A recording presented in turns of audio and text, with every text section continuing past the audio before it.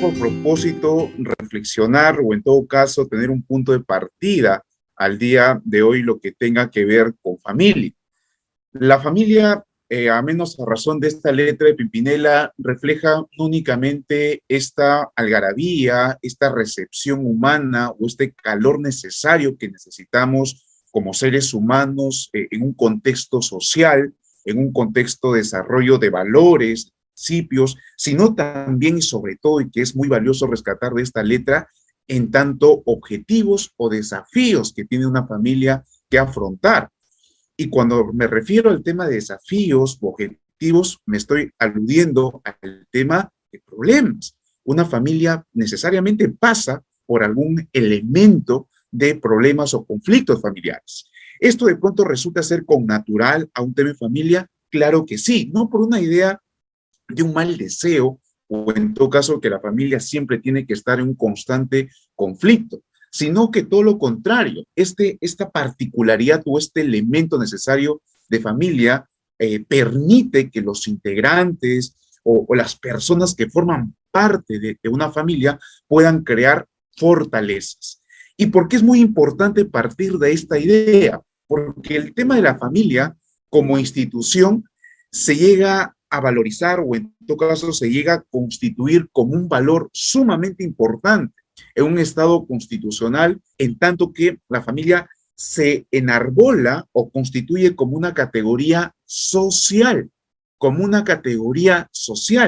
que otorga no únicamente un respaldo a lo que pueda entenderse desde la Constitución como un elemento prioritario a tutelar, cautelar, etcétera, sino también que la familia, al constituirse como una categoría social sumamente importante en el Estado, también forma parte del sistema económico. Ustedes por ahí habrán encontrado alguna lectura de la familia desde una perspectiva del análisis económico, por ejemplo, ¿no?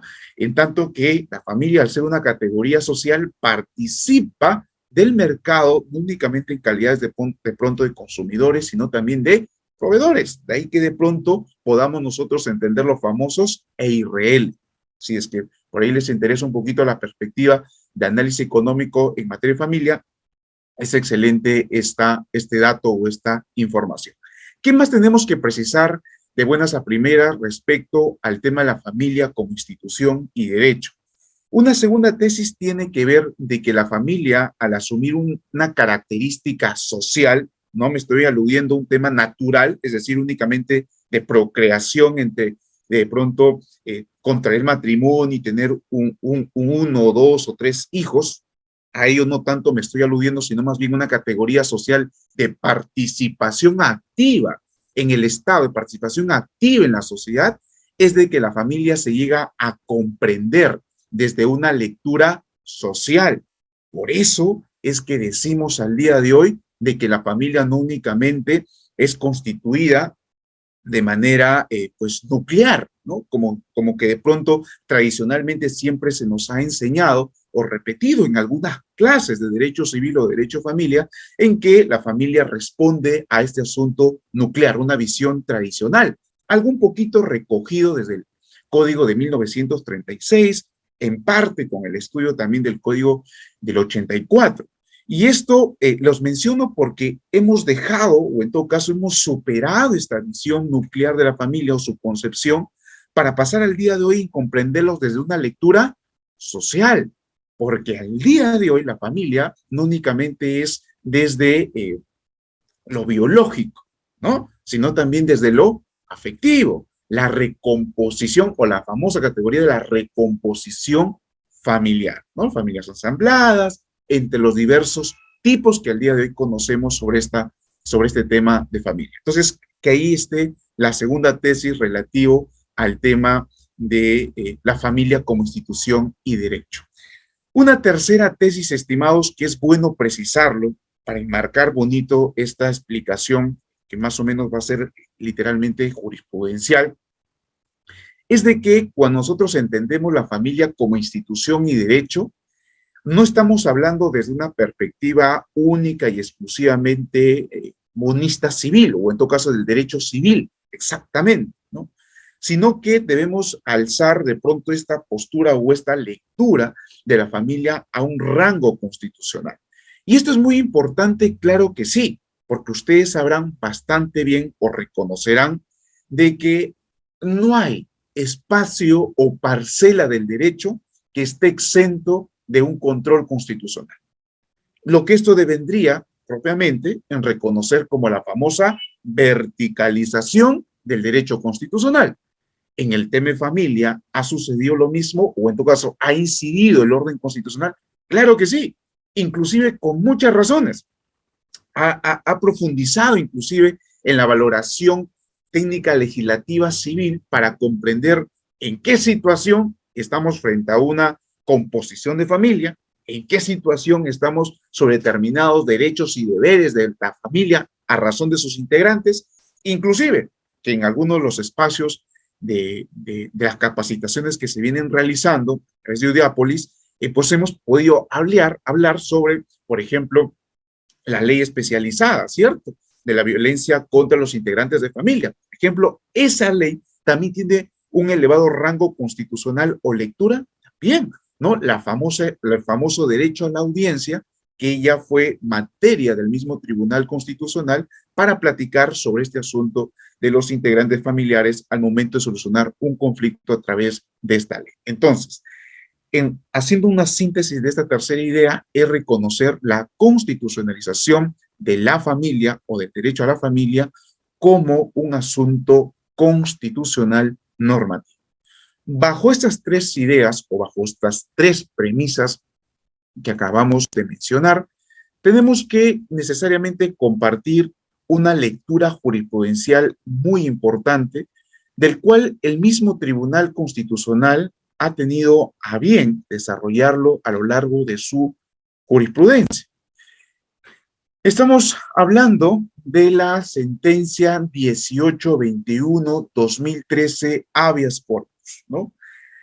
Esta sentencia del Tribunal Constitucional tiene, digamos, una particularidad en tanto que es aquella idea donde a veces los magistrados pues se dejan llevar, ¿no? Por el tema de esta calidez universitaria, de la docencia, del tema académico, y comienza a desarrollar capítulos de manera pues muy didáctica, muy precisa, y sobre todo con mucho énfasis en ideas fuerza. Hay varias sentencias que el Tribunal Constitucional desarrolla de esta manera, claro que sí. Un ejemplo y de manera idónea para la presente charla tiene que ver con el derecho a la familia. Y acá hay un elemento muy, pero muy importante que destacar, o al menos a razón de esta jurisprudencia del Tribunal Constitucional. Hablamos del derecho a tener una familia, no el derecho a la familia, que si bien es cierto, en estos términos que estoy hablando podría resultar para un tema práctico, para un tema práctico quizás insignificante o no útil, yo podría corregir ahí o reparar en ese asunto, porque los términos, como ustedes sabrán bastante bien, los términos conceptuales o los términos a constituirse tal cual, las categorías o las instituciones jurídicas suman de manera determinante para la interpretación de una institución, sí. Y en este caso, hablar del derecho a tener una familia llega a tener una pequeña diferencia al derecho a una familia, sí, porque el derecho a tener una familia constituyen obligaciones y deberes de afectividad en el tema de crecimiento de un menor, en el tema de la solidaridad entre integrantes familiares, entre otros aspectos. Cosa que este derecho, tal cual como una institución social de familia, ha venido a constituirse al día de hoy como una idea sumamente de fuerza, ¿no? O en todo caso una idea fuerza para nuestro Estado constitucional, abrigando los distintos tipos de familia. ¿Cuál sería la diferencia con el derecho a la familia? En sí, conceptualmente hablando. Esto último, el derecho a la familia, tal cual como estamos escuchando, viene a responder a una idea pues tradicional, a la idea de la familia nuclear, a la idea del papá y mamá, pues progenitor biológico, ¿cierto? Que hasta cierto punto, inclusive en la jurisprudencia se reconocía, ¿no? No podía reconocerse algún tipo de vínculo paterno-filial si es que no respondía a un orden biológico. Pero al día de hoy esto ha cambiado. Entonces, para que vean de que estas dos lecturas de familia importa mucho para comprender, en principio, el instituto de familia, pero asimismo el derecho que se puede reconocer a tener una familia. Y cuando hablamos de tener a una familia, necesariamente pasa por reconocer asistencia en calidad de deberes u obligaciones. Esto último que acabo de mencionar de deberes u obligaciones es muy importante remarcarlo, ¿no? Porque vivimos en una cultura, no digo que esté errada, pero vivimos en una cultura de una exigencia cada vez un poquito esquizofrénica, diría, a nivel de derechos, ¿no? Cada vez necesitamos más derechos, queremos más derechos, instituimos más derechos, ¿no? Pero estamos descuidando grandemente que de manera aparejada, o en todo caso, con un esfuerzo mínimo, se tenga que desarrollar deberes.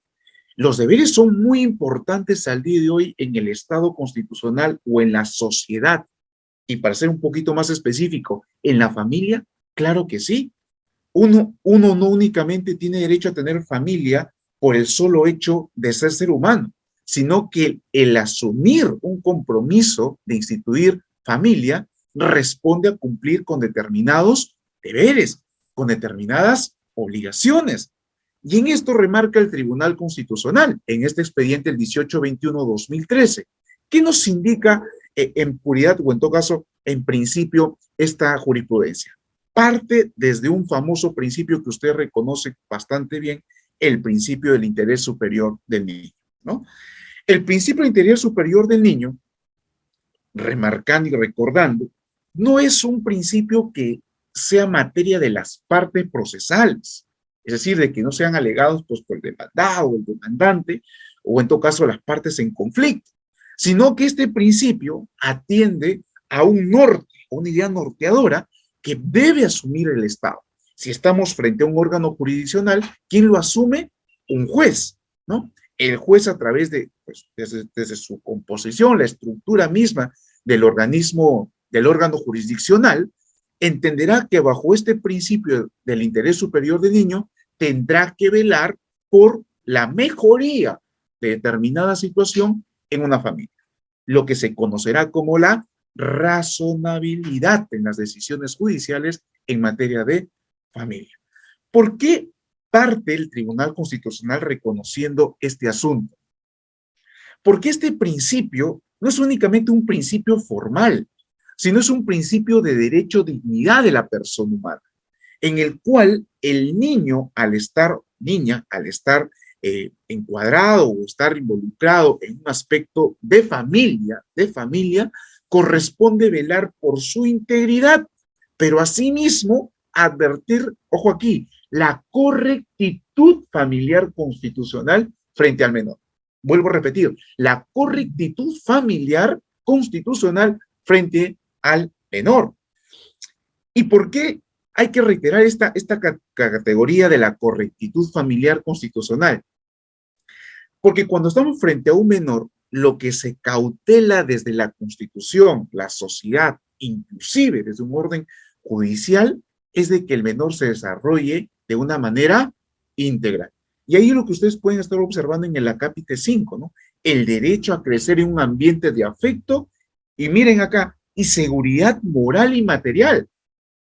Esto no es un asunto, y vuelvo a reiterar, del mero capricho de tener, o en todo caso de un solo mero capricho de una reproducción biológica, ¿no?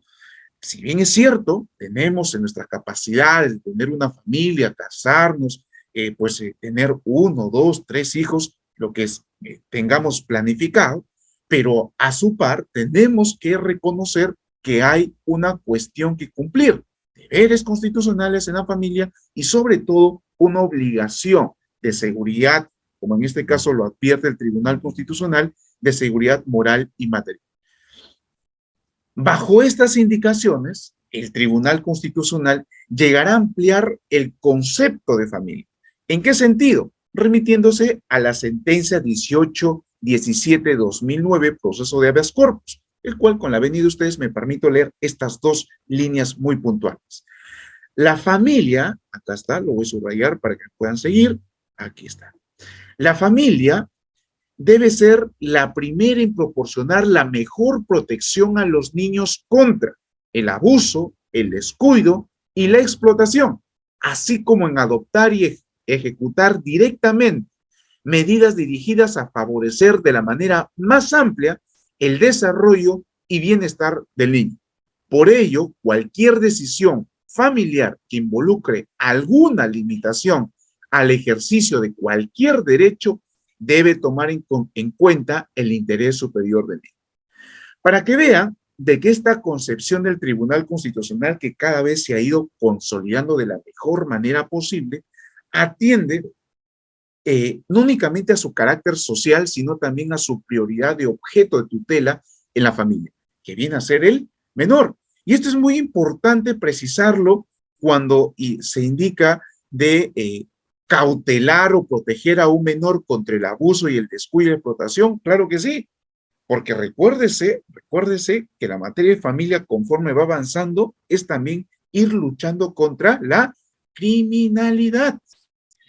Y es por eso que cuando se desarrolla un poquito más, de manera más seria y comprometida, el tema familiar, coadyuva en gran medida de cautelar este núcleo importante en la sociedad, como viene a ser la familia a través de los menores, claro que sí, ¿no? Entonces, una idea principal, o en todo caso, idea primordial de cautelar por parte del Estado, tiene que ver en que la familia asume una obligación institucional de proteger a los niños contra el abuso, el descuido y la explotación. Pero asimismo, el tribunal reconoce que la familia podría resultar como un pequeño microestado. ¿En qué sentido? Porque otorga justamente a la familia un asunto de adoptar medidas, ¿no? ¿Y por qué microestado? Porque justamente el Estado adopta determinadas políticas, ¿cierto? Sociales, públicas, y la familia también tiene que adoptar determinadas políticas de planificación, control, protección, ¿no? En su sentido, el más amplio posible, sí, en tanto que tenga como prioridad la cautela o en todo caso atender al desarrollo y bienestar del niño. Con este marco, de lo que otorga el Tribunal Constitucional, también reconoce un asunto de vulnerabilidad, el cual pueda entenderse en la familia. No por el solo hecho de desarrollarse en la familia quiere decir que toda la estructura de los integrantes familiares están garantizados pues a nivel de su integridad, moralidad, etcétera, etcétera, sino que hay un punto del cual uno tiene que reparar, ¿no? Y que es lo siguiente, miren, en el fundamento 13 se precisa lo siguiente: este derecho, ¿sí? El derecho a tener una familia y a no ser separado de ella, indica, este derecho se vulnera cuando por razones ajenas a la voluntad y al interés superior del niño, este es separado de su familia o se impide el contacto con alguno de sus miembros, como por ejemplo con su madre. Ello porque, como es obvio, el niño necesita para su crecimiento y bienestar del afecto de sus familiares, especialmente de sus padres, por lo que impedírselo o negárselo sin que existan razones determinantes en función del interés superior de aquel, entorpece su crecimiento y puede suprimirle los lazos afectivos necesarios para su tranquilidad y desarrollo integral. Esta concepción o este concepto no les resulta un poquito familiar cuando de pronto han estudiado la categoría de tenencia, por ejemplo, tenencia compartida, ¿no? O en todo caso, inclusive hay en algunas sentencias, por no decir la mayoría, en materia de alimentos, ¿no? ¿Por qué? Porque justamente reconoce que existen obligaciones del cual se tiene que cautelar frente al menor, donde de pronto el solo hecho de ser papá no quiere decir que uno se desligue de sus obligaciones, o el solo hecho de ser mamá se presuma que esté en mejor condición o calidad de cuidar un menor, sino todo lo contrario. Sitúa el concepto con de manera clarividente que ambos, ¿no? Ambos, tanto papá y mamá, cuando hablamos de familia, están en una obligación igualitaria o solidaria de compartir roles de responsabilidad frente a un menor. Esto lo que acabo de mencionar es una característica adicional cuando querramos entender el tema del derecho o en todo caso la familia como un instituto. Y vuelvo a reiterar, no es un instituto natural o tradicional del cual siempre hemos venido conceptualizando o entendiendo, en tanto esta perspectiva clásica, ¿no? De una familia nuclear, ¿sí? ¿Existe el día de hoy? Aún lo existe, pero esta lectura como que ha sido un poquito superada, ¿no? Más bien es una institución social que atiende a los diferentes contextos en el cual la familia comienza a desarrollarse o se ha desarrollado al día de hoy, en tanto de pronto con familias ensambladas, de pronto en el tema de adopciones, etcétera, etcétera, ¿no? Hasta tal punto que hemos reconocido en cierta jurisprudencia con el tema de la afectividad o la famosa reconocimiento de padre y madre desde los lazos afectivos, ¿no? ¿Qué más podemos extraer como premisas muy importantes del presente caso para hablar en el tema de familia a nivel de instituto? Es lo siguiente, ¿no? Que hace un momento habíamos un poquito adelantado. El derecho a crecer un ambiente de afecto y de seguridad moral y material. ¿Qué nos precisa aquí el Tribunal Constitucional? Que, por cierto, cuando hablamos de familia, no únicamente nos estamos aludiendo a una idea de, digamos, de estructura única exclusivamente del derecho civil, sino estamos aludiéndonos o refiriéndonos a una categoría constitucional, sí, pero sí mismo, en todo caso, una lectura de tratados internacionales hace que en el presente caso, que estamos visualizando como objetivo principal el tema del menor frente a una familia, tengamos, por ejemplo, la Declaración de los Derechos del Niño. Específicamente, ¿qué es lo que acepta o toma a consideración el Tribunal Constitucional? En este caso toma el principio 6 de la Declaración de los Derechos del Niño, el cual precisa lo siguiente: el niño, para el pleno y armonioso desarrollo de su personalidad, necesita de amor y comprensión. Siempre que sea posible, deberá crecer al amparo y bajo responsabilidad de sus padres y, en todo caso, en un ambiente de afecto y seguridad moral y material. Ojo aquí en el punto seguido, donde precisa lo siguiente: siempre que sea posible, crecerá bajo el amparo y responsabilidad de sus padres. ¿Esta es una lectura social de familia? Claro que sí, porque no está condicionando que un menor esté en una familia donde tranquilamente los padres constituirían a través de sus conflictos una afectación a su crecimiento moral e integral. No está creando esa obligación legal internacional. Al contrario, está induciendo a los estados en que, si es que existiese bajo esta idea, que sería lo ideal, esta regla, bajo la responsabilidad de los padres, perfecto.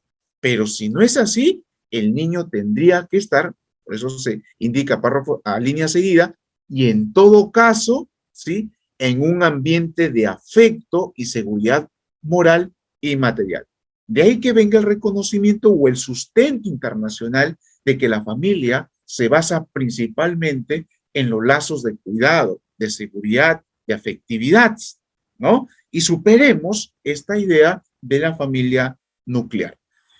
Con esto último, cabe indicar que la familia nuclear en algunos espacios a nivel de nuestro país corresponde o realizan bastante bien su responsabilidad de cuidado, claro que sí, pero hay también que reconocer a ciencia cierta de que hay varias familias que también en una familia nuclear, pues lamentablemente la responsabilidad no es la adecuada frente al menor. Y ahí es donde el Estado ingresa a tutelar de la mejor manera posible a favor del menor.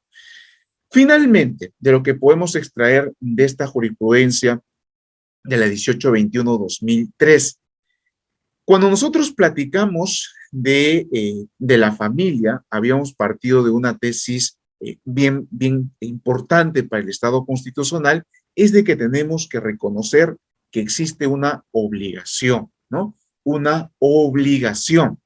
Constituir una familia a nivel de instituto constitucional, como también ejercerla a nivel de derechos, es reconocer necesariamente el ejercicio de obligaciones. No únicamente una obligación que responda frente al Estado, frente a la sociedad, a la comunidad, sino sobre todo de que estos tres elementos de manera concurrente respondan a características necesarias, elementales, muy importantes, como cuál es cuidar, asistir, proteger al menor. Y esto con la clara idea de que tanto los integrantes de una familia, en una sociedad, ¿a qué idea responde o a qué idea constitucional responde? Responde a esta idea de unidad y estabilidad familiar. Esto, lo que en gran medida te podemos reconocer como la participación activa constitucional para la seguridad del cuidado o la protección del menor. Entonces, hasta aquí lo que tenga que ver con estas ideas, creo yo, sumamente puntuales que el Tribunal Constitucional ha procurado reconocer desde esta primera jurisprudencia del 18-21-2013 habeas corpus. Entonces, recapitulemos brevemente. Partimos de que se tiene como el tema de familia proteger, o en todo caso, una obligación constitucional respecto al menor. Uno. Dos, de que tenemos que diferenciar de pronto del derecho a tener una familia del derecho a la familia. En tanto que al día de hoy tenemos como idea o como matriz propiamente de esta verticalización constitucional de la familia, el derecho a tener una familia. ¿En qué idea se sustenta? En la afectividad de la cual se pueda brindar al menor o en todo caso entre los integrantes que puedan constituir una familia. Asimismo, hemos precisado de que a razón de esta idea de familia, de una lectura social, también se reconoce un derecho, ¿no? O en todo caso, entre los diversos derechos, un derecho muy importante, el derecho a crecer en un ambiente de afecto y de seguridad moral y material, y que desde un reconocimiento internacional, ¿sí? El principio 6 reconoce o induce como obligación estadual o obligación hacia los estados en que la regla, ¿sí? Se fomente en que las familias propiamente nucleares, ¿no? Sean responsables del cuidado y la protección del menor, sí, pero no es una condición de obligación de que siempre sea así los padres biológicos en que deban brindar esa protección. De no ser posible, se tendrá que optar por una tutela propiamente desde el Estado, reconociendo el ambiente de afecto y seguridad moral a favor del menor. Con estas ideas nos permitimos desarrollar una segunda jurisprudencia que tenemos también ubicado por aquí. Vamos por acá, aquí está. Bien, tenemos esta jurisprudencia que tiene que ver con el expediente 9332-2006, una acción de amparo. A ver,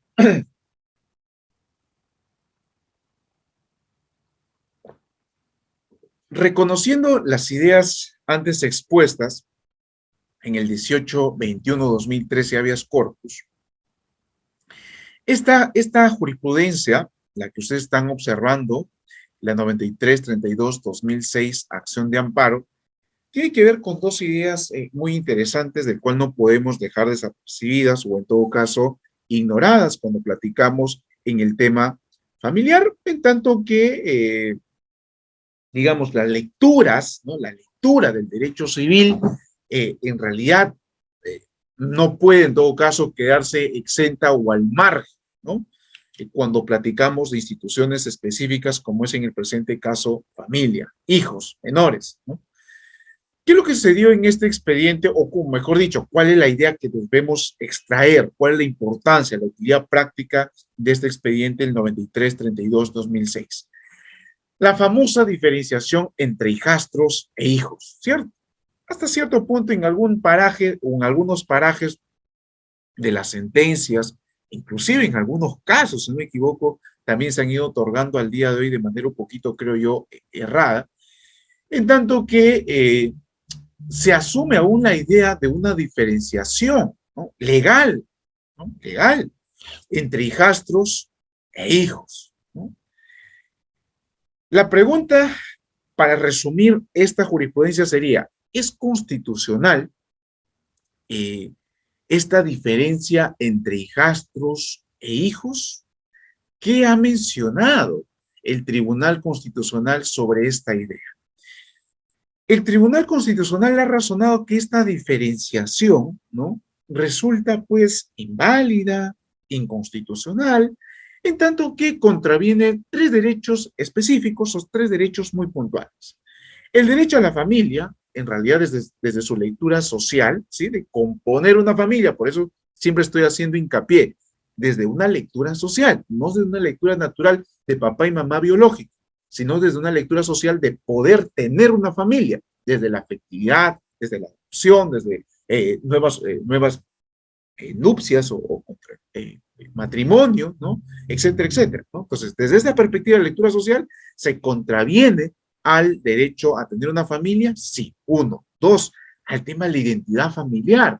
Entiende el Tribunal Constitucional que cuando se hace una diferenciación discriminatoria, como es hijastros e hijos, se está vulnerando el tema de la identidad familiar. Porque obviamente el tema del comportamiento o identificarnos con determinados valores de determinada familia, obviamente a mí me da la posibilidad de desarrollarme conforme a mis objetivos, parámetros, perspectivas de mi personalidad, conforme a los valores que se me están inculcando en dicho entorno familiar. Por lo tanto, hacerme algún distingo o alguna diferenciación, a pesar de compartir la misma identidad familiar, contraviene a este derecho, ¿no? Y también, ¿qué otro derecho? Al tema de la asociación. Lo que sucedió básicamente en este caso fue el tema de un distingo, o en todo caso una discriminación que había planteado una asociación basándose en su reglamento, pues, o en su normativa interna, en otorgar determinados beneficios a hijastros y a hijos, ¿no? Es decir, para los hijastros determinados beneficios, para los hijos, pues, naturales, valga la redundancia, otros beneficios, que obviamente eran un poquito mayores que a los hijastros, ¿no? Entonces, como ustedes sabrán, esta diferenciación, que si bien es cierto, está en la autonomía de una asociación, ¿no?, no puede contravenirse o no puede ir contra, ¿sí?, los postulados constitucionales. Por eso es que el Tribunal Constitucional, inclusive para que vean ustedes, se declaró fundada, si no me equivoco, esta sentencia, sí, fundada, ¿no?, reconociendo que se había, pues, vulnerado estos tres derechos mencionados y que esta diferenciación de hijastros e hijos no es válido o en todo caso no resulta constitucional. Doctor, a pesar de que está basada en su normativa interna, claro, porque usted recordará muy bien de que la normativa interna de una asociación, si bien es cierto, tiene un respaldo de autonomía, tiene un respaldo de su composición autónoma, ¿no?, como personería jurídica. No obstante, el desarrollo de dicha institución tiene que responder al principio de supremacía constitucional. Es por ello que se deja, pues, sin piso, por decirlo así, o no tiene validez esta diferenciación entre hijastros e hijos. Al día de hoy, el reconocimiento de hijos respecto a una familia es totalmente igualitario. Lo que de alguna otra manera refuerza bastante bien esta categoría de el principio de igualdad en el trato sucesorio, como también el tratamiento de derechos y deberes en una familia. Entonces, importantísima esta sentencia, claro que sí, del cual les aconsejo, o en todo caso tomámoslo nota, o recordemos en algunos casos, esta sentencia o este expediente 9332-2006, acción de amparo. El Tribunal Constitucional también en esta sentencia debemos reconocer lo siguiente. Miren ustedes, el Tribunal Constitucional reconoce de que la idea de familia como institución parte desde su desarrollo socioeconómico. Y esto es muy importante también tenerlo presente, porque cuando hablamos de la familia como un ente participativo, ¿no?, socioeconómico, reconoce que la familia no únicamente es un estamento pues pasivo, sino todo lo contrario, que la familia es totalmente un elemento activo de participación, tanto en el orden de producción, tanto en el orden de consumo, pero también como un orden, un estamento que va a permitir al Estado, para ser un poco más específico, al Estado constitucional, enarbolarse a razón de sus valores, sus exigencias constitucionales, el respeto a sí mismo de la Constitución como a las instituciones democráticas. Y aquí vendrá a precisar el Tribunal Constitucional de que cuando hablamos de una idea de participar atendiendo a este derecho a la libertad de asociación, ¿no?, debemos partir de la idea de que la familia, en sus diversas formas de comprensión de la identidad familiar, parte justamente por reconocer en participar en las diferentes esferas que tenga el Estado de la sociedad, sea público o privado, sea de pronto por constituir empresas, sea de pronto por participar de una empresa, derivar las acciones, los activos entre los temas de los integrantes familiares también, ¿no?, que a su momento, o en todo caso al inicio de esta charla, les invitaba a leer un poquito de análisis económico del derecho familiar, donde por ahí ustedes van a poder encontrar de cómo es que se da una lectura histórico-económica a las famosas EIRL, por ejemplo, ¿no? Donde los agentes familiares, así tal cual técnicamente, agentes familiares, participan únicamente en calidad de consumidores, sino en calidad también de proveedores, ¿no? Cierro ese pequeño paréntesis. A lo que voy es de que cuando se comprende a la familia como un instituto socioeconómico, busca que la familia tenga una participación activa en la sociedad y sobre todo en el Estado. Esto es importante reconocerlo, sí, porque ya no estamos bajo una lectura pues meramente idílica de la Constitución a razón del artículo 1 y 2 de la Constitución política y que se tenga pues que proteger y tutelar a la familia, que si bien es cierto, es una obligación constitucional, no quita la opción o no quita la idea de que la familia busque mecanismos, ¿sí?, de pues crecimiento en la sociedad, de mecanismos de adopciones de medidas para tutelar, cautelar y resguardar intereses y valores de su propia familia en sociedad. Y esto es muy importante, porque ustedes saben bastante bien, desde las lecturas, por ejemplo, no sé, de Thomas Hobbes, para hablar una de las principales que dan un fundamento filosófico social para constituir Estado, ¿desde qué elemento se parte? Familia. Ustedes que habrán estudiado el tema de propiedad, ¿desde qué elemento se parte para estudiar el tema de propiedad? Familia, ¿no? Entonces, si se dan cuenta, el elemento común, inclusive para constituir la necesidad de un ordenamiento jurídico, parte desde el tema nuclear social como es familia, pero no desarrolla o se enmarca desde el solo hecho, desde una concepción de que el Estado tenga una obligación de tutelar a la familia, sino que la familia participe como institución activa en las decisiones, sean económicas, sociales, políticas, empresariales, etcétera, etcétera. Muy bien, con estas dos jurisprudencias me voy a permitir avanzar con lo siguiente. Miren ustedes. Cuando tenemos ya reflejado o ya tenemos fija estas dos ideas de institución y derechos, tenemos que necesariamente pasar por esta idea, ¿no? Porque tenemos, por ejemplo, el derecho a tener una familia, el derecho a la seguridad constitucional familiar, el derecho de la responsabilidad en sí misma familiar frente al menor, el principio 6 que hemos visto de la Convención de los Niños, el tema de la participación activa de la familia, la comprensión de la familia no únicamente como un ente de familia nuclear, sino desde una lectura social, los derechos u obligaciones que tienen que existir respecto a la familia hacia el menor, y entre diferentes pluralidades que hemos visto en estas dos jurisprudencias. ¿A qué responde? ¿En realidad tiene algún respaldo constitucional? ¿Es que es posible constitucionalmente hablar de una institución de estos tipos, el cual hemos visto a lo largo de estas dos jurisprudencias, del cual quizás no se haya reconocido de manera pues textual, ¿no? O en todo caso positivo o desde un derecho opuesto del derecho civil? Sí, estimados. ¿Por qué? Porque la constitución política, ¿sí? La constitución política no únicamente se instituye como una norma suprema del cual todos reconocemos y afirmamos, ¿no? Con ciertos temores, ¿no? Tanto digo temores, en tanto querer cambiarla en su totalidad por una nueva a fin de mejorar las instituciones, cosa que resulta un poquito contradictorio socialmente hablando. Pero bueno, esa discusión lo dejamos aparte o en todo caso de lado para centrarnos en lo siguiente.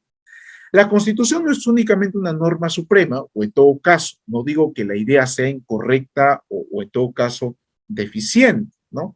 Sino todo lo contrario, ¿no? Si bien es cierto, es una norma de cual tiene una jerarquía, ¿no? Importante en el estamento, ¿no? En el estamento jurídico, eh, una norma suprema no únicamente debe ser comprendida a razón de la supuesta dimensión que ésta tuviera. Y digo la supuesta porque por ahí se habrán topado ustedes con un dato histórico muy importante, ¿no?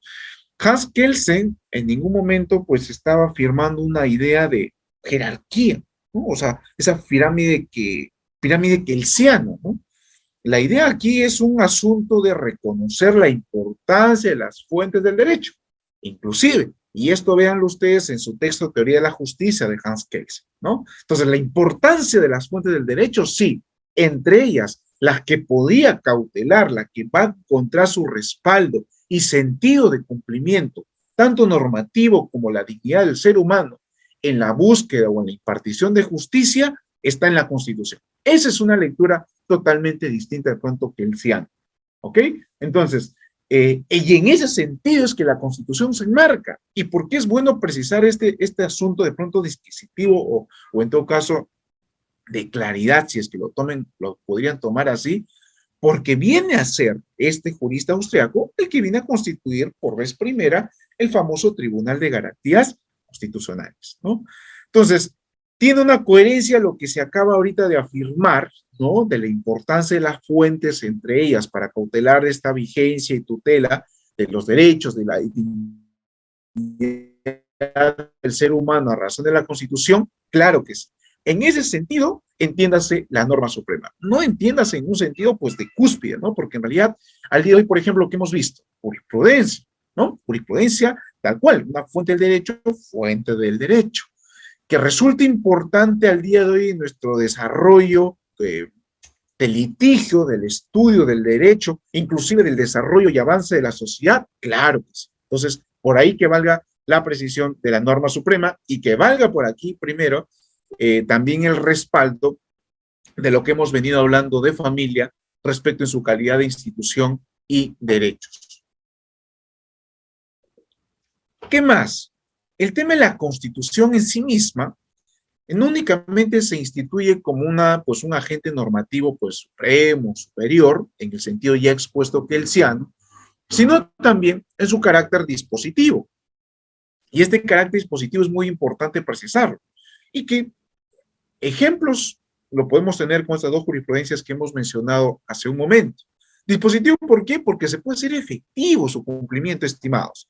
La Constitución no está de manera pues idílica, de manera política para instituirlo o avantarearlo en algún momento de un tema de pronto de campaña política o de pronto por cumplir alguna agenda política de cambiar la Constitución y hacer creer de que se va a solucionar o va a ser la panacea a todos nuestros problemas. No, sino que la Constitución viene a desarrollarse en este marco de una exigencia y respeto y también respuesta a los problemas sociales que se presentan a nivel de un Estado.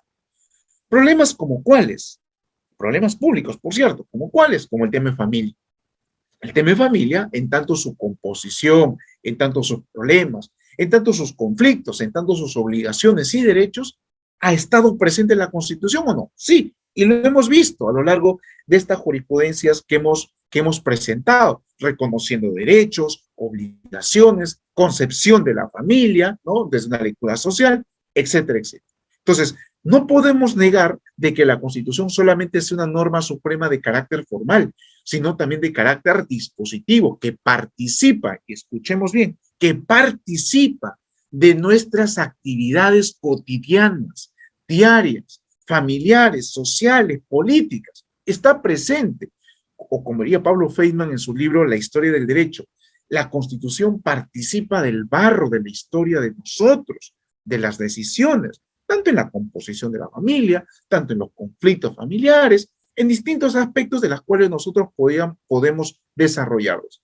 Doctor, también el aspecto privado, estrictamente privado, por ejemplo, en el tema, saliéndonos quizás un poquito en el tema de arbitraje, sí, ya le hemos mencionado, la Constitución, o en todo caso el control constitucional, no está exento en ningún aspecto o parcela, sea por más privado que sea, ¿no? Entonces, aquí que valga esta idea de la norma dispositiva. ¿Qué más? La Constitución responde a ser una norma dinámica. Claro que sí. Hemos visto ahorita, por ejemplo, en el tema de familia. En el tema de familia, vamos a poder observar o hemos logrado observar de que el tema de familia en su momento, atendiendo el Código Civil del 36, se comprendía, obviamente, atendiendo para ese entonces la Constitución del 93, no, la del 79, una familia pues nuclear, ¿verdad? Una familia de composición netamente pues biológica, papá y mamá biológico, y que con esto la Constitución ha ido cambiando en su concepción, y que no es por un asunto de pronto de un mero capricho constitucional, sino, como vuelvo a reiterar, la Constitución está para dar una respuesta a las exigencias sociales, y una de las exigencias sociales ameritaba de cómo respaldar constitucionalmente a nivel de obligaciones, derechos, aquellas familias que se constituyan, por ejemplo, de distintos compromisos, uniones de hecho después del divorcio, o en todo caso, hijos de otras familias que se venían ya preconstituidas, etcétera. ¿Cómo darle una respuesta constitucional? Si nos quedamos con una idea de que la Constitución es pétrea, ¿sí? Inamovible, pues sencillamente la Constitución no tendría un sentido para hablar en materia de derechos dinámicos, ¿no? En derechos de la cual se desarrollan día a día en la sociedad. Por eso es que la Constitución es dinámica, porque vive o da respuesta a las exigencias sociales de manera, pues, contemporánea, bajo una interpretación cada vez culturalmente, o mejor dicho, de manera cultural, constitucional, acorde a los parámetros de un Estado social, democrático, constitucional. No únicamente ha sucedido con el tema de familia, ¿no? Ustedes podrán o rendir cuenta de que se ha desarrollado en un gran marco de lo que tenga que ver, por ejemplo, hace un par de años, en el tema, por ejemplo, de la corrida de toros, ¿no? ¿Desarrolla el ámbito cultural? Sí. ¿No? ¿Desarrolla en el ámbito cultural político la cuestión política? También. ¿No? En el tema de familia, ha desarrollado la concepción familiar, inclusive sus clases, el tema de sus exigencias, sus obligaciones, deberes, claro que sí. Entonces, esto es lo que debemos recordar también como Constitución, que es una norma dinámica que respalda la categoría de que la familia es una institución de carácter social, y vuelvo a reiterar, de carácter social. Y asimismo, que a nivel de sus derechos, o los derechos que se han venido reconociendo a través de la jurisprudencia del Tribunal Constitucional, son en sí mismas también obligaciones que se tienen que tener presente, porque lo que se busca no es únicamente, bueno, contraer matrimonio, un hijo, dos, o lo que se tenga bien, sino sobre todo que frente a esa responsabilidad o compromiso se asuma la idea de deberes constitucionales en familia. Esto nos da lugar a lo que nosotros ya hemos venido reconociendo hace un buen tiempo con el tema de derechos. ¿no? Aquí lo que queremos rescatar es lo siguiente. Los derechos que tenemos en el tema civil, tanto también igual que los deberes, no únicamente son los establecidos, sea en la Constitución Política o en el Código Civil, sino también hay otros derechos que se vienen reconociendo a lo largo de la jurisprudencia del Tribunal Constitucional, el cual se le asiste o reconoce a la familia, los famosos derechos implícitos. Por ejemplo, el derecho a tener una familia, el derecho a la seguridad moral, el menor, el personal familiar, son derechos que están reconocidos explícitamente en la Constitución, ¿no, verdad?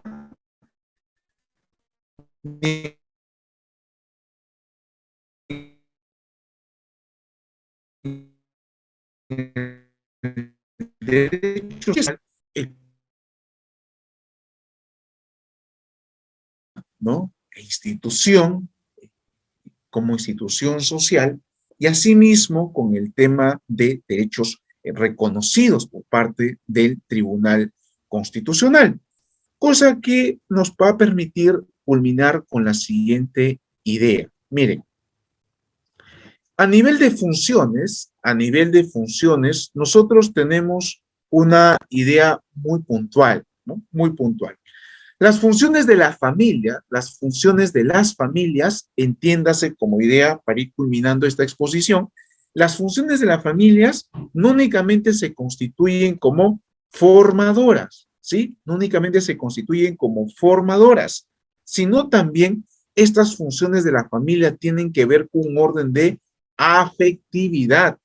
Cuán importante reconocer esta categoría porque tiene que ver mucho cuando reconocemos a la familia como una institución social, ¿no? Como una institución social. Y aquí viene lo más interesante, miren, cuando hablamos de funciones de las familias, hablamos de un tema de cuidado. Entiéndase este como un deber constitucional familiar. El deber constitucional familiar permite que las familias tengan el mayor asidero o la mayor gama cuando hablamos de tutela o en todo caso de protección frente a un menor, en todo caso, igual frente a los integrantes de la familia. Recuérdense de que la familia obedece también a la idea de cuidado entre los integrantes familiares, la asistencia frente al papá, frente a la mamá y viceversa. Y esto es una idea que de pronto se ha ido matizando inclusive en el derecho de alimentos, ¿no? Por ahí se habrán topado ustedes con alguna capacitación o lectura jurídica en respondiendo a aquella pregunta si, por ejemplo, el padre puede exigir alimentos a su hijo, sí, ¿no? Porque obviamente la responsabilidad familiar alimenticia no únicamente es ascendente, sino también descendente.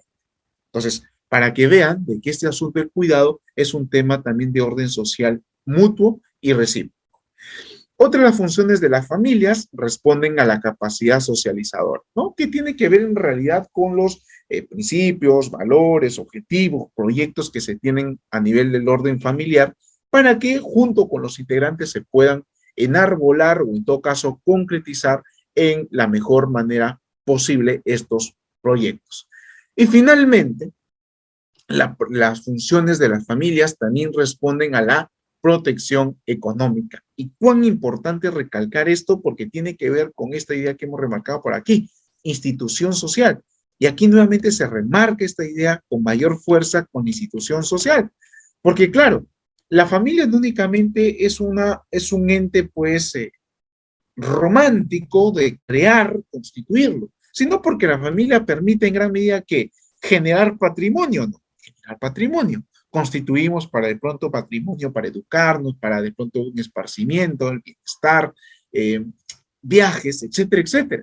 Entonces, ¿la protección económica llega a resultar sumamente importante? Sí. Ahí están los famosos agentes económicos familiares en la sociedad. Hasta aquí, les agradezco muchísimo por la amable atención. Si hubiera alguna pregunta o comentario, yo quedo atento a ustedes. Muchísimas gracias.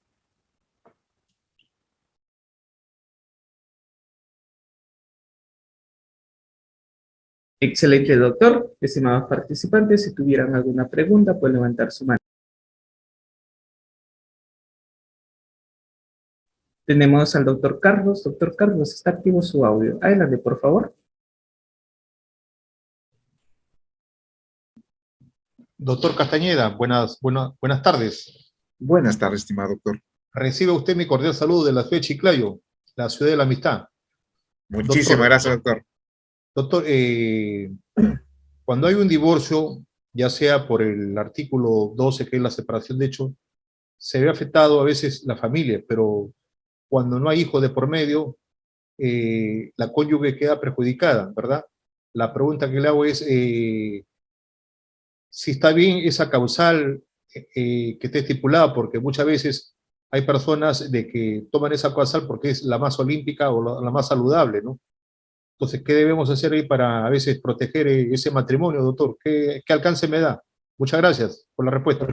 Perfecto, muchísimas gracias, más bien usted, doctor Carlos. Claro, la idea aquí de los divorcios y a razón de sus causales es un tema muy interesante porque tiene que ver con un elemento de razonabilidad, o mejor dicho, de proporcionalidad, para ser un poquito más alexiano, en tanto que, a ver, hay pretensiones de divorcios en las cuales se instituyen, por ejemplo, con lo que menciona el doctor Carlos, con el famoso cónyuge perjudicado, pero no por el solo hecho de que me divorcio, estoy en calidad de perjudicado, tengo que acreditar el perjuicio.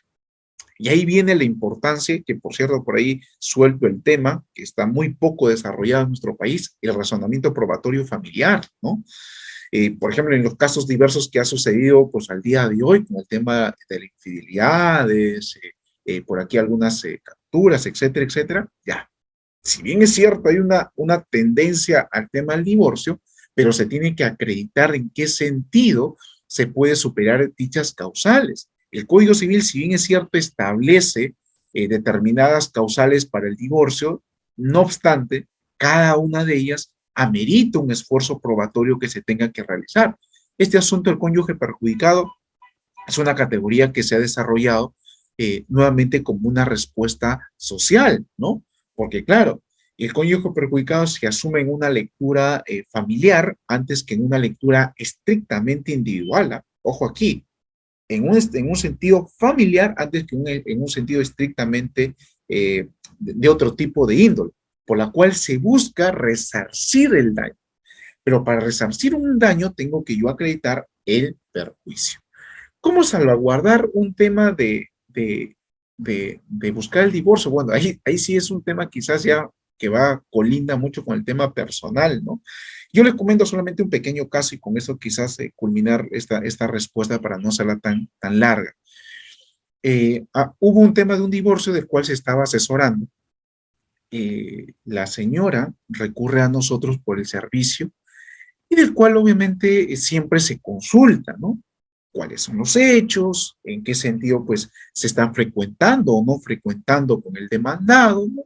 Si realmente tiene la idea clara de divorciarse, ¿no? Y varias preguntas que uno examina como de pronto como abogado, al igual que ustedes, para que de alguna otra manera la demanda prospere, ¿no? Y sobre todo asumirlo como caso o no, ¿no? La idea es que todos los hechos y las decisiones por parte, en este caso la demandante, señalaban de que sí, había una muy buena voluntad de divorciarse. Perfecto.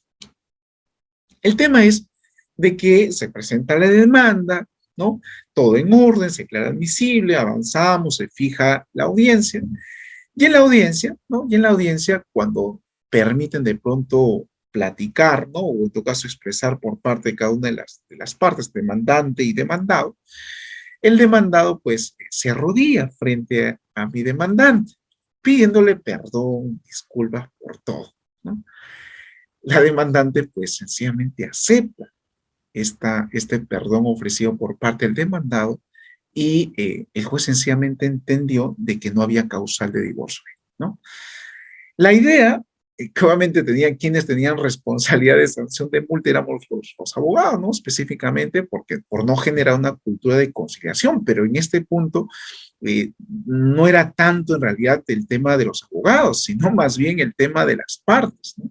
Que muchas veces conllevamos al divorcio sin presuponer de pronto sanar algún tipo de heridas o en todo caso de fomentar algunos espacios de diálogos necesarios antes que judicializar estos problemas. Muchísimas gracias, doctor Carlos. Creo que ahí... Excelente, doctor. Doctor Omar, muy buenas tardes. Por favor, puede activar su audio. Buenas tardes, doctor. Quisiera hacerle una pregunta.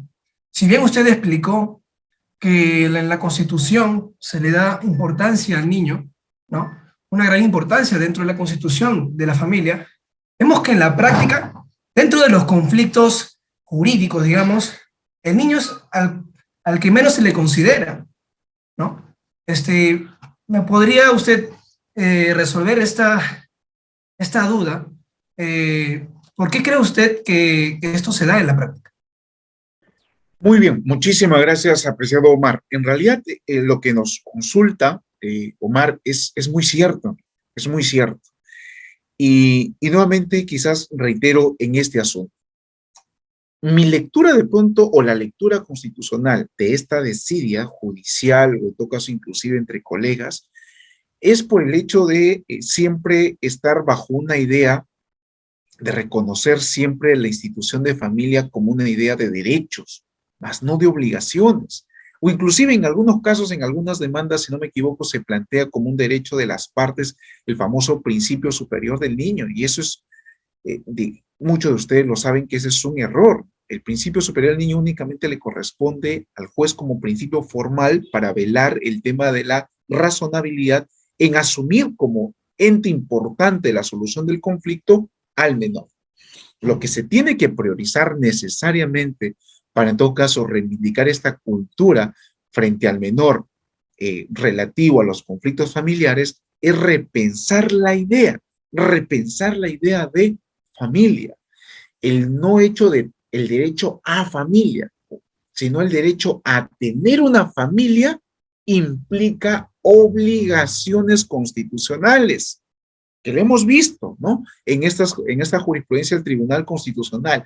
Eso implica, y no es un asunto de obligación por obligarse a sí mismo, ¿no? Sino por el hecho de que la institución social de familia, para su correcto desarrollo constitucional y social, es tener presente que se deben cumplir con estándares mínimos de deberes, que no solo el solo hecho de ser papá o mamá te da la posición de titularidad, ¿no? Es decir, o de autoridad. Yo porque soy tu papá, te puedo pues dañar físicamente o dañar moralmente, ¿no? No hay esa condición, ¿no? Inclusive un poquito por ahí que hace entrever, inclusive hace un buen tiempo lo hizo ver Quino a través de Mafalda, ¿no? No por el solo hecho de ser mi mamá te otorga la titularidad, porque si es así, yo soy tu hija también y tengo la titularidad de ser hija, ¿no? Entonces, esa concepción justamente la que, a pesar que a través de viñetas, un poquito adelantado en el tema constitucional, es lo mismo que el tribunal nos permite entender. No por el solo hecho de tener las titularidades de hijo o papá o mamá, estamos cumpliendo con el rol de familia o partamos de esas ideas para resolver un conflicto familiar, sino todo lo contrario, partamos de la idea de reconocer que el derecho a tener familia es el cumplimiento de obligaciones constitucionales, sobre todo frente a un menor, buscar su seguridad moral, seguridad material, desarrollo integral, y para ello se tiene que obviamente uno comprender responsable de estos compromisos. Muchas gracias. Excelente, doctor. Y terminamos con Galaxy y el doctor Gustavo. Buenas tardes. Sí, mi nombre es Lisette Santiago. No me di cuenta, no edité el nombre. Perdón. Muy buenas tardes, doctor. Muy bien, doctora. Muy interesante escucharla y nos damos cuenta que nuestro Código Civil actual está muy retrasado, muy desactualizado. Y mi consulta es, ante los nuevos problemas que se van dando a nivel no solo regional, sino también nacional, y se ve muy bien el gran caso y la gran controversia de, no sé si llamarlo síndrome, porque aún no ha sido tocado, mejor dicho, incluido en la OMS, pero sobre la alienación parental. muchas veces esto repercute ya sea en la tenencia o más que nada esto se da en la tenencia exclusiva cuando la madre o el padre lo tiene y obstaculiza de alguna manera el régimen de visita. Cuando usted va a un juzgado, más se va por constataciones policiales. ¿Qué es lo que puede hacer el padre? Porque muchas veces no hay admisibilidad cuando dice que hay obstaculización del régimen de visita. No te admiten la demanda. Entonces, ¿qué puede hacer este padre o madre quien ha sido víctima de alienación a sabiendas que nuestro código civil está muy, muy desactualizado y los nuevos problemas que afectan a nuestra sociedad y más fundamentalmente a la familia? ¿Qué es lo que uno puede hacer y cómo debería reaccionar nuestra justicia peruana, ¿no? Para poder salvaguardar lo que es el derecho fundamental a una familia y gozar de ambos padres, ¿no? Como usted mismo lo menciona, el interés superior del niño. Gracias. Muy bien, muchísimas gracias, doctora. Excelente pregunta y nuevamente nos hace recaer en la necesidad, seguramente que Udeápolis lo va a tomar como tema en algún otro curso, sobre el tema del razonamiento probatorio familiar. Cuán importante es este asunto, ¿no? Ya estamos, por ejemplo, si ustedes se van para el tema penal, inclusive hay estándares, ¿no? Estándares para el tema, por ejemplo, de prisión preventiva, para el tema estándar de indicios para delitos contra la administración pública, y para inclusive en algunos delitos específicos. Pero si queremos mirar un poquito para el tema de derecho de familia, ¿cuáles son los estándares para acreditar determinados asuntos, por ejemplo, para alienación parental, ¿no?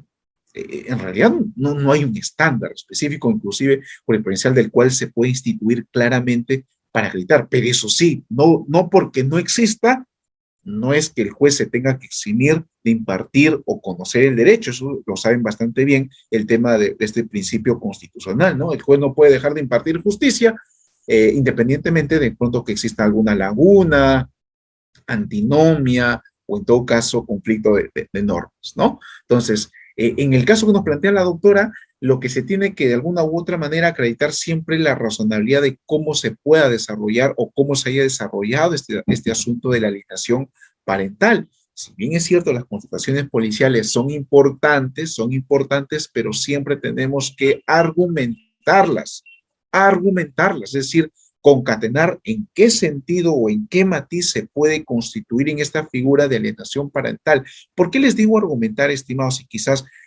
que sea una exigencia mía a nivel de las demandas, o quizás de manera también en la docencia universitaria. Porque muchas veces, ¿sí? Y no es que sea pues pocos, sino bastantes demandas, siempre se ha creído de que los fundamentos de derecho solamente es precisar el artículo, o en todo caso copiar y pegar el artículo. ¿Desde cuándo los fundamentos de derecho en una demanda o en un escrito legal propiamente, la fundamentación jurídica son las copia y pega de los artículos, de las leyes? Para eso, en todo caso, no hay una necesidad de que tengamos un abogado o una abogada. Se nos cancelan los servicios justamente para alcanzarle, ¿qué? Criterios razonables o de interpretación a un juez o una jueza. Y en ese sentido va el esfuerzo. Si yo digo, señor juez o jueza, acá hay un tema de alienación parental a razón de los siguientes argumentos, la interpretación de los hechos, y este medio probatorio se constituye de esta manera. Perfecto. Estoy alcanzando un criterio. Estoy permitiendo que la impartición de justicia se haga de una manera razonable, porque aquí no únicamente nos vamos a lavar las manos como Pilatos y decir, pues la justicia está errada, la justicia es pésima. Yo no digo que no lo sea, pero hay que ser también conscientes de que ese tipo de justicia tiene mucho de nosotros. Como diría Fyodor Dostoyevsky, ¿no? Aquí somos culpables todo ante todos. Y si queremos una impartición de justicia correcta, buena, saludable, en materia pues, no únicamente familia, sino en todos los otros estamentos de especialidad del derecho, tenemos que contribuir justamente con nuestro esfuerzo racional, de concatenar, de brindar de pronto algunas pautas que puedan demostrar con mayor claridad. Muchísimas gracias, doctor. Excelente, doctor. Terminamos con el doctor Gustavo. Doctor Gustavo, adelante, por favor. Doctor Gustavo, puede activar su audio. Sí, ya está Adelante. activado. ¿Se escucha, verdad? Sí, doctor. Muy bien. Estaba escuchando a todo atentamente, la verdad. Muy bien explicado. Muchas gracias, por cierto, esa diferenciación constitucional sobre la familia. La verdad que muy útil. Y bueno, es una impresión mía, pero justo hablaban de que hay derechos que vienen también, que conllevan ciertos deberes, ¿es así? Entonces, ¿usted cree, no?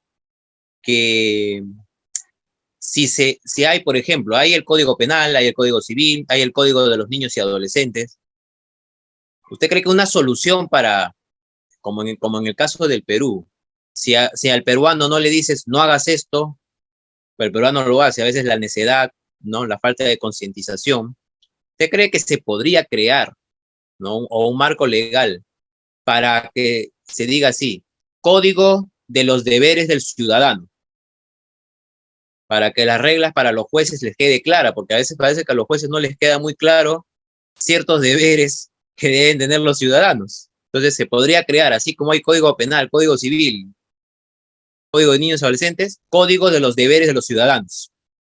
¿Usted qué cree? ¿Se podría hacer un marco legal como ello? Gracias. Qué interesante, estimado doctor Gustavo, lo que acaba de mencionar. Bueno, yo soy sí, demasiado agnóstico, hasta ateísta jurídicamente hablando con el tema de las leyes. No, o sea, eso es imposible, en todo caso, para no ser únicamente en tema de mi criterio personal, sino desde una lectura histórica, de la lectura del derecho romano, de la Grecia. Imponer desde la ley a la voluntad del pueblo resulta imposible. La ley no es en ninguna medida, digamos, un objetivo del cual se pueda cambiar la conducta o voluntad de una población. Que puede ser un incentivo, en realidad lo puede ser. La idea que plantea el doctor Gustavo de un código de deberes, carambas, podría resultar necesario, sí, vamos estableciéndolo, pero de ahí que de pronto tenga un fiel cumplimiento, ahí está, digamos, la gran brecha o el gran compromiso por parte de pronto quizás del Estado, de nosotros, de la universidad, de los espacios académicos, etcétera, etcétera, ¿no? Pero más que ello, antes que establecer a nivel de leyes, y reparo en este punto, que se llama legitimidad, ¿no? La legitimidad del derecho es algo que siempre hemos descuidado y lo estamos descuidando muchísimo. Solamente un pequeño dato. ¿Cuáles han sido las reglas de ordenamiento, ¿sí? De ordenamiento jurídico desde la lectura pre-incaica? El tema del ama suya, del ama aquella, ¿esos eran derechos? No, eran deberes, cuatro deberes, cuatro deberes que instituyeron nuestro Estado peruano desde esta lectura incaica y que se desarrollaron de la mejor manera. ¿Pero qué se fomentó? Una concientización de esos deberes para, como presupuesto básico, el ejercicio de tus derechos. Al día de hoy tenemos al revés, la cultura de los derechos y sí cabe la posibilidad de la satisfacción de los mismos, es decir, de los derechos, el ejercicio de los deberes. Entonces, por ahí tenemos primero cambiar, de entender de que todo derecho tiene aparejado un deber. Y les coloco un ejemplo para que no quede esto de manera teórica. Vivo en un país corrupto, ¿no? Vivo en un país corrupto, perfecto. Oye, pero la Constitución y los tratados internacionales me dicen que yo tengo el derecho a no vivir en un país sin corrupción, o en todo caso, al derecho a vivir en un país sin corrupción. Ese es mi derecho. Por eso yo reclamo de que no debo vivir en un país sin corrupción. Muy bien, listo. Pero asimismo, la Constitución, como también la Ley de Participación Ciudadana, te dice, tú tienes un deber o deberes. ¿Cuál es? De participar en la rendición de cuentas, del presupuesto participativo. ¿Cómo no quieren que los niveles de locales, el nivel local o gobiernos locales, aumenten sus índices de corrupción si existe una ausencia de ciudadanía en la participación de rendición de cuentas? El incumplimiento de los deberes permite justamente el quebrantamiento de los derechos. Entonces, para que vean con este ejemplo cómo es de que hay una necesidad de legitimizar deberes. Es una cultura necesaria de la cual tenemos que responder. Y quizás con esto cierro, quizás con un tema coyuntural político, ¿no? Oigan, yo por ser presidente de la República, si algún día por ahí me desvío de mis ideales y llego a ser presidente de la República, ¿acaso dejo de ser ciudadano? No dejo de ser ciudadano. ¿Qué nos indica la Constitución política? Todo ciudadano, artículo 38 de la Constitución, todo ciudadano tiene el deber de respetar las leyes, la Constitución política y los valores que se instituye en el Estado peruano. Son mis deberes como ciudadano, la cual yo tengo que cautelar y cumplir, independientemente del cargo, la función que yo pueda desarrollar en algún momento de la función pública. Por lo tanto, es que instituirse como un asunto, en este caso un presidente de la República, puede eximirme de dicho deber y únicamente buscar derechos, ¿no, verdad? Tengo que primero presumir y dar el ejemplo como alto mandatario en el ejercicio de los deberes, sobre todo si son deberes constitucionales de la cual responde a una ciudadanía en tanto, pues, sociedad, instituciones y demás valores socioculturales. Muchísimas gracias, apreciado amigo River.